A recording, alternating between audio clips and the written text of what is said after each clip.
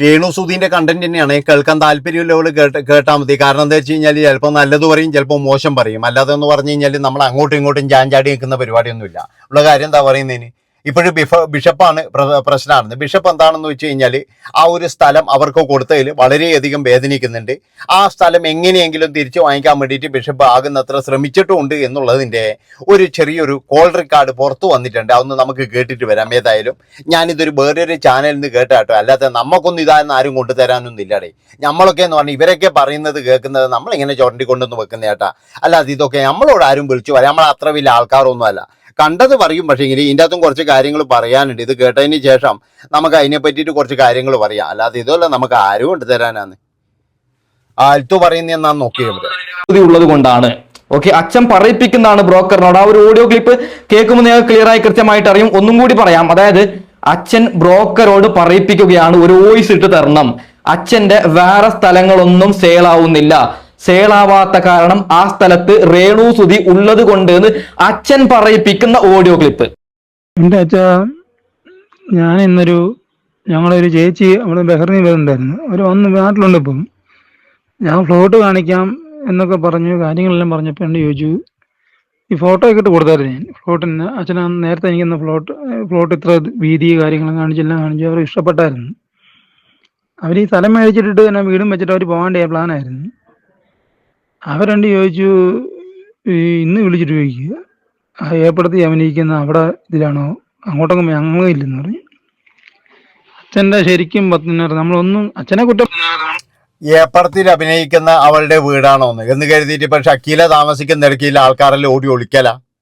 അല്ല, അറിയാതുകൊണ്ട് ചോദിക്കുന്നതാണ്. എന്താ ഷക്കീല ചേച്ചി ഏപ്പടത്തിൽ അഭിനയിച്ചതല്ലേ?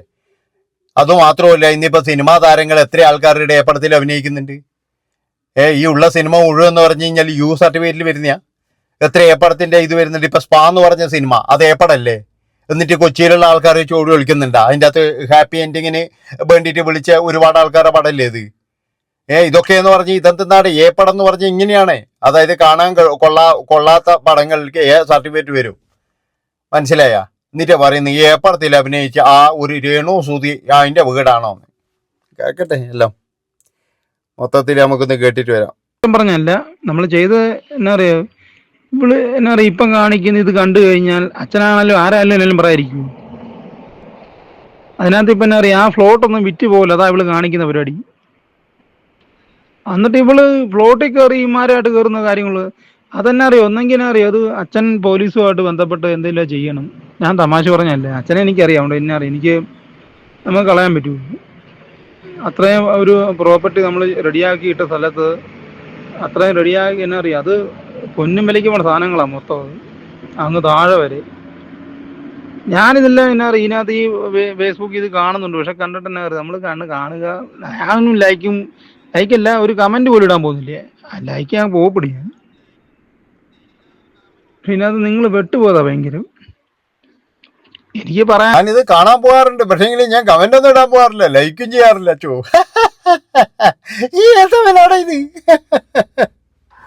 അല്ലേ പറ്റുള്ളൂ. ഇപ്പൊ അവരെന്ന് പറഞ്ഞു, വേണ്ട നീ വേറെ വല്ലതും മാമൂടോ അല്ലെങ്കിൽ തെങ്ങണ അവിടെ എവിടെയെങ്കിലും നോക്കാൻ പറഞ്ഞു. ഇവര് താമസിക്കുന്ന വരത്തില്ലെന്ന് പറഞ്ഞു. ഹലോ അനീഷേ, ഇത് കണ്ടായിരുന്നു? ഈ സംഭവം ഒന്ന് നോക്കിയിട്ട് ഇതനുസരിച്ച് ഒരു നല്ല വീഡിയോ ചെയ്യണം. ഇത് കണ്ടിട്ട് നല്ല സൂപ്പർ ഒരു വീഡിയോ ചെയ്യണം, മറന്നു പോവല്ലേ. എന്നിട്ട് എന്നെ സമയം പോലെ സൗണ്ട് ക്ലിയർ ആയ എന്നെ ഒന്ന് തിരിച്ചു വിളിക്കണം, മറന്നു പോവല്ലേ. ഓക്കെ, മറക്കല്ല, അത്യാവശ്യമായിട്ട് എന്നെ തിരിച്ചു വിളിക്കണം, സുഖം ആയാൽ ഉടനെ. നിങ്ങൾ ഈ ഒരു വീഡിയോ കാണണം. അനീഷിന്റെ ഒരു വീഡിയോ ആണ്. അതായത് അച്ഛൻ അയച്ചു കൊടുക്കുന്ന ഓഡിയോ ക്ലിപ്പ് അനീഷ് പ്രസന്റ് ചെയ്യുന്ന ഒരു രീതി. ും ഒക്കെ വന്നിട്ട് ഇതുപോലെ ഒരു എന്താ പറയാ, ഒരു കലാകാരൻ മരിച്ചുപോയി, അവർക്ക് കയറി കിടക്കാൻ പറമ്പില്ല ബിഷപ്പേ, എവിടെയെങ്കിലും ഒരു ഇച്ചിരി സ്ഥലം കൊടുക്കണം എന്ന് പറഞ്ഞപ്പോൾ അദ്ദേഹം കണ്ണായ സ്ഥലം കൊടുത്ത ഒരു മനുഷ്യനാണ്. അദ്ദേഹം ഒരു ഉപകാരമാണ് ചെയ്തത്. പക്ഷെ ഈ നാറി ഇങ്ങനെയൊക്കെ ചെയ്യുമെന്ന് അദ്ദേഹം അറിഞ്ഞില്ല. അതിപ്പം പിള്ളേരുടെ പേരിലാണ് അദ്ദേഹം എഴുതി കൊടുത്തിരിക്കുന്നത്. ആ 2 മക്കളുടെ പേരിലാണ് എഴുതി കൊടുത്തിരിക്കുന്നത്, അല്ലാതെ രേഷ്മ പി തങ്കച്ചന്റെ പേരിലാണ്. അപ്പോൾ സംഭവം വേറെ ഒന്നുമല്ല, നമ്മുടെ ബിഷപ്പിന്റെ ബാക്കി സ്ഥലങ്ങളൊന്നും വിറ്റ് പോയിട്ടില്ല എന്ന് നമുക്ക് എല്ലാവർക്കും അറിയാം. ഇത് കുറേ നാൾ മുമ്പുള്ളൊരു സാധനമാണ്. ഇതെന്തിനാണ് ഇപ്പോഴും പുറത്തു കൊണ്ടുവന്നതെന്ന് നമുക്കറിയില്ല. ഇതൊക്കെ ഈ വളരെ പഴയതാണ്. അതായത് രേണു ഇങ്ങനെ വിഷയം ഇങ്ങനെ കൊടുമ്പിരി കൊള്ളുന്ന സമയത്ത് അച്ഛൻ്റെ പഴയ സ്ഥലങ്ങളൊന്നും കച്ചവടമാകുന്നില്ല എന്ന് പറഞ്ഞിട്ട് അച്ഛൻ ഒരു വീഡിയോ എടുക്കാൻ വേണ്ടിയിട്ട് ആരൊക്കെയോ സമീപിച്ചു എന്നാണ് ഇവരൊക്കെ പറയുന്നത് കേട്ടാ. ആർക്കൊക്കെ കിട്ടിയിട്ടുണ്ട് എന്നൊന്നും നമുക്കറിയില്ല, ഇനി ആരൊക്കെ ചെയ്തിട്ടുണ്ട് എന്നൊന്നും നമുക്കറിയില്ല. പക്ഷെ ഒരു കാര്യം ഞാൻ പറയാം, ഇതെല്ലാം എന്ന് പറഞ്ഞു കഴിഞ്ഞാൽ ഒരു കോക്കസ് പോലെയാണ് ഇത് പ്രവർത്തിക്കുന്നത്. അതായത് ഓരോ ആൾക്കാർ എൻ്റെ ഒരു വീഡിയോ എടുത്തിരുന്നേ, അവരെ പറ്റിയിട്ടൊരു വീഡിയോ എടുത്തിരുന്നു, ഇതെന്താ കൊട്ടേഷൻ കൊടുക്കല, എനിക്ക് അറിയാതുകൊണ്ടിരിക്കുന്നതാണ്. ഇതൊരു കൊട്ടേഷൻ പണി പോലെയല്ലേ. അതായത് ഇപ്പൊ അച്ഛൻ എന്ന് പറഞ്ഞു കഴിഞ്ഞാൽ സ്നേഹനിധിയായ അച്ഛൻ സ്നേഹത്തോട് കൂടിയിട്ട് ഒരാൾക്ക് ഒരു ദാനം ചെയ്തു. ആ ദാനം പിന്നീട് തിരിച്ചു വയ്ക്കുകയാണ് വേണ്ടത്. അതുപോലെ തന്നെ എന്ന് പറഞ്ഞാൽ മറ്റ് സ്ഥലങ്ങളൊന്നും രേണു അവിടെ ഉള്ളത് കൊണ്ട് കച്ചവടം ആകുന്നില്ല എന്ന് പറഞ്ഞു കഴിഞ്ഞാൽ അവിടെ എന്താ അത്രമാത്രം മോശം എന്താന്നാ എനിക്ക് മനസ്സിലാക്കാത്തത്. അതായത് രേണു സുധി ശരിയാണ്, അവര് സോഷ്യൽ മീഡിയയിലുള്ള കോപ്രായങ്ങൾ അതിനെതിരെ നമ്മളെ നല്ല രീതിയിൽ പ്രതികരിച്ചിട്ടുണ്ട്. അതായത് രേണു സുധി അല്ല, ഇനി ആര് അങ്ങനെ ചെയ്തു കഴിഞ്ഞാൽ നമ്മൾ പ്രതികരിക്കും. ഉള്ള കാര്യം എന്താ പറയുന്നതിന്, അല്ലെങ്കിൽ തന്നെ കേരളത്തിൽ നിൽക്കാൻ സമയമില്ലായിരുന്നു ഇപ്പൊ ആൾക്കാർക്ക്. അത്രമാത്രം പ്രശ്നങ്ങളാണ്. അതിൻ്റെ ഇടക്കാന്ന് കുറേ എണ്ണം തുണി ഊരിയിട്ടില്ല ഡാൻസുകളോ, അതിനെതിരെ നമ്മൾ പ്രതികരിക്കുക തന്നെ ചെയ്യും. അത് ആ ഒരു സംഭവം ഉണ്ടെന്ന് കരുതിയിട്ട് ഏപ്പടത്തിൽ അഭിനയിക്കുന്ന അവളുടെ അയൽവാസിയായിട്ട് എനിക്ക് വേണ്ട എന്നൊരു വിദ്വാമെന്ന് പറയുന്നു പോലും. അങ്ങനെ സ്ഥലങ്ങളൊന്നും വിറ്റുപോകാതിരിക്കുമ്പോഴാണ് അച്ഛൻ ഇതുപോലെയുള്ള കാര്യങ്ങളൊക്കെ പറഞ്ഞ് വീഡിയോ ചെയ്യാൻ പറഞ്ഞത് എന്നൊക്കെയാണ് ഇവരെല്ലാം പറയുന്നത്. ഒരു കാര്യം ഞാൻ നിങ്ങളോട് പറയാം, എൻ്റെ പൊന്നച്ചോ, അച്ഛനൊരു കാര്യം ചെയ്യണം. അച്ഛൻ ഈ റിയൽ എസ്റ്റേറ്റ് പണി മതിയാക്കിയിട്ട് കുഞ്ഞാടുകളുടെ നന്മയ്ക്ക് വേണ്ടി പ്രവർത്തിക്കണം എന്നാണ് എനിക്ക് പറയാനുള്ളത്, പേഴ്സണലായിട്ട് പറയാനുള്ളത്.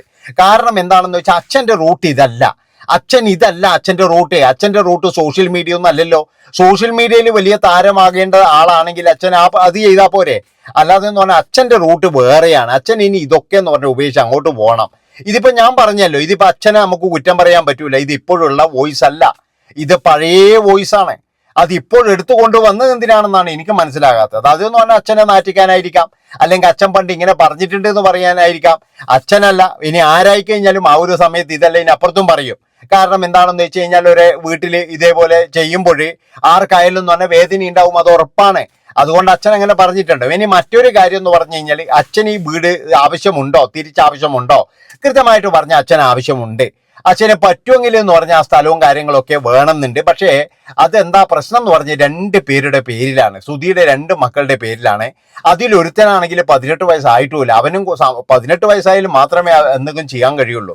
അപ്പൊ അതുകൊണ്ട് തന്നെ എന്ന് പറഞ്ഞു കഴിഞ്ഞാൽ ഇത് തിരിച്ചെഴുതാനും കഴിയില്ല. അങ്ങനെ ഒരു വലിയ വിഷമത്തിലാണ് നമ്മുടെ ബിഷപ്പ്. ഉള്ള കാര്യം എന്താ, അച്ഛൻ ഇപ്പൊ കൊടുത്തു പോയല്ലോ എന്നായി പോയിട്ടുണ്ട്. ഇനിയിപ്പോ വേണമെങ്കിൽ എത്ര പൈസ കൊടുത്തിട്ട് വേണമെങ്കിലും രേണു സുധീനെ അവിടെ നിന്ന് ഇറക്കി വിടാനും അച്ഛൻ തയ്യാറായിരിക്കാം. കാരണം എന്താ, അച്ഛൻ തന്നെ പറയുന്നുണ്ട് എന്റെ മറ്റു സ്ഥലങ്ങളൊന്നും പോകുന്നില്ല. അപ്പൊ അങ്ങനെയുള്ള ഒരു സിറ്റുവേഷൻ വന്നു കഴിഞ്ഞാൽ വേറെ ഏതെങ്കിലും സ്ഥലം രേണു നീ വേറെ ആയിരിക്കും പോയിക്കോ എന്ന് പറഞ്ഞിട്ട് കൊടുക്കാനും മതി.